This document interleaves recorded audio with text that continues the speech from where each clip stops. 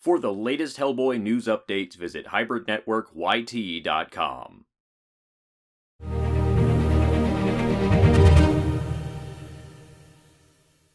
What is happening, everybody? Welcome back to the Hybrid Network and another dive into the world of Hellboy, where today I wanted to tackle a question that's kind of been on my mind ever since the new Hellboy reboot was announced. After we learned about the title and the story that it would be based on, I started to wonder about the other members of the BPRD and if they'd have any chance to appear in this new film. On the surface, it seems like a no-brainer. The BPRD are such big parts of the original Hellboy movies, not to mention the comics, but there's a few factors that kind of go against the notion as well. For instance, the story that they're adapting is towards the end of Hellboy's life on Earth, years after he initially quit the BPRD, so the events that happened to him after this are solo adventures for the most part. Now, it might be weird to start off a new franchise with Hellboy having quit the Bureau, but it could easily lead to him joining the group again by the end of it all, where you ease into a bunch of new characters and prime them for a sequel or even potential spin-offs down the line. On top of that, I just kind of have to note that Abe Sapien might be responsible for no BPRD members showing up, at least no notable ones, because, well, the bar is just set so high by Doug Jones. It's a big role to play, and honestly, I can understand any form of hesitation to recasting this character or creating a new look that strays away from Guillermo del Toro's vision. I mean, fans are still angry that there's no Hellboy 3 coming, which I don't blame them for, but I think the studio might be of the mindset that they have to sell David Harbour's new take on Hellboy before they can even dream of trying to sell a new version of Abe Sapien, and by that extension, any other BPRD member that fans had grown attached to from these films.